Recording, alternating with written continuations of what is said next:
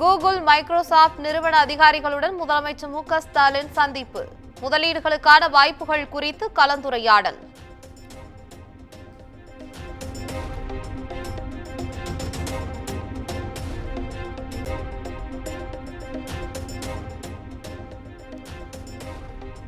Google, Microsoft, apple நிறுவனங்கள் தமிழ்நாட்டில் முதலீடு செய்யுமாறு முதலமைச்சர் மு.க. ஸ்டாலின் அழைப்பு.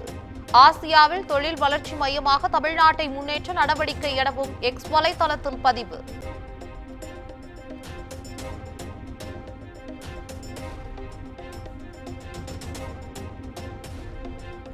தெற்காசியாவிலேயே முதல் முறையாக பகலிரவு கார் பந்தயம் சென்னையில் இன்று தொடங்குகிறது. அமைச்சர் உதயநிதி ஸ்டாலின் தொடங்கி வைக்க உள்ள நிலையில் 9,000 ரசிகர்கள் நேரில் கண்டுகளிக்க ஏற்பாடு.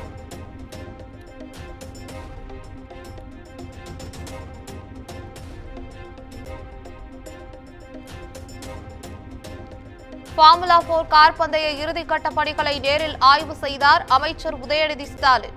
போட்டிக்கான அனைத்து ஏற்பாடுகளையும் அதிகாரிகளிடம் கேட்டறிந்தார்.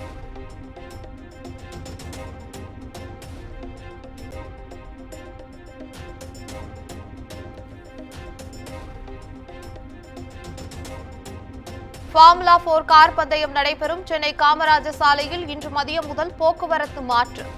போக்குவரத்து நெரிசல் ஏற்படும் பகுதிகளில் கூடுதல் காவலர்களை பணியில் ஈடுபடுத்த போக்குவரத்து போலீசார் நடவடிக்கை.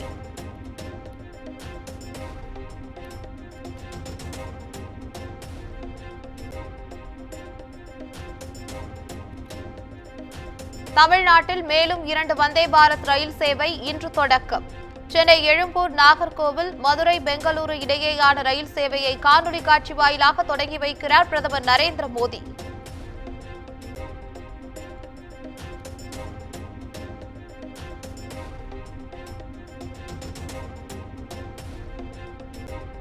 எந்த கல்விக் கொள்கையை திணித்தாலும் அதனை ஏற்க தமிழ்நாடு தயாராக இல்லை. இருமொழி கொள்கையில் உறுதியாக இருக்கிறோம் என்றும் அமைச்சர் பொன்முடி திட்டவட்டம்.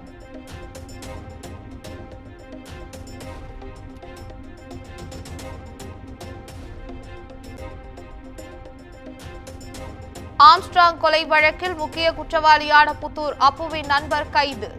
மாட்டுராஜா என்பவரை பெங்களூருவில் வைத்து கைது செய்தது தனிப்படை.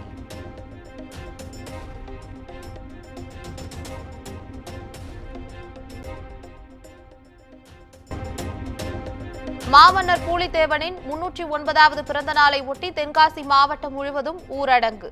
இன்று மாலை 6 மணி முதல் செப்டம்பர் 2ஆம் தேதி காலை 10 மணி வரை அமல்படுத்தப்படும் என்று மாவட்ட ஆட்சியர் கமல் கிஷோர் அறிவிப்பு.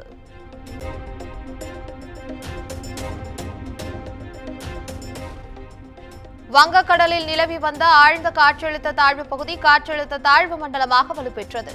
வட தமிழ்நாட்டில் இன்று கனமழை பெய்யும் என வானிலை ஆய்வு மையம் கணிப்பு.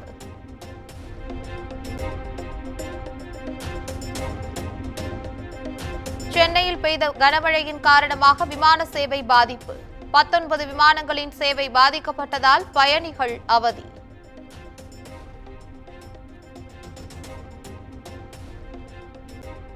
ஒகேனக்கல் காவிரி ஆற்றில் நீர்வரத்து 12,000 கன அடியாக அதிகரிப்பு.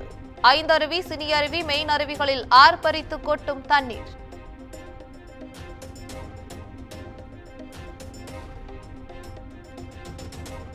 பவானிசாகர் அணையில் நீர்வரத்து 1,600 கன அடியில் இருந்து 4,987 கன அடியாக அதிகரிப்பு. அணையில் இருந்து வினாடிக்கு 3,050 கன அடி தண்ணீர் வெளியேற்றம்.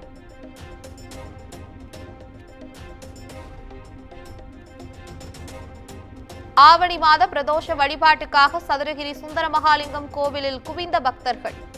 1000க்கும் அதிகமான பக்தர்கள் மலையேறி சென்று சாமி தரிசனம்.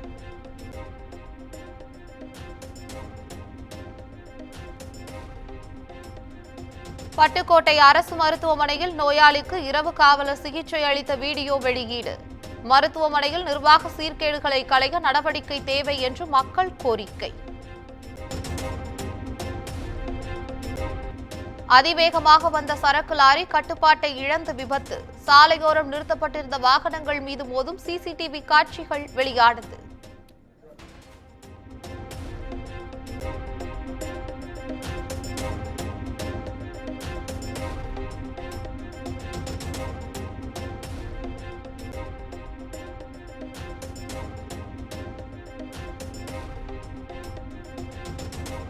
பிரபல மலையாள இயக்குனர் ரஞ்சித் மீது இரண்டாவதாக பாலியல் வழக்கு பதிவு.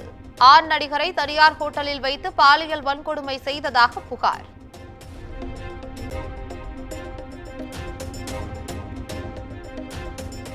பாலியல் வழக்குகளை தாமதமாக கையாள்வதை மறைக்க மேற்கு வங்க முதலமைச்சர் மம்தா பானர்ஜி நாடகமாடி வருகிறார். வன்கொடுமை குற்றங்களுக்கு அதிகபட்ச தண்டனை கோரி மம்தா எழுதிய கடிதத்திற்கு மத்திய அரசு பதில்.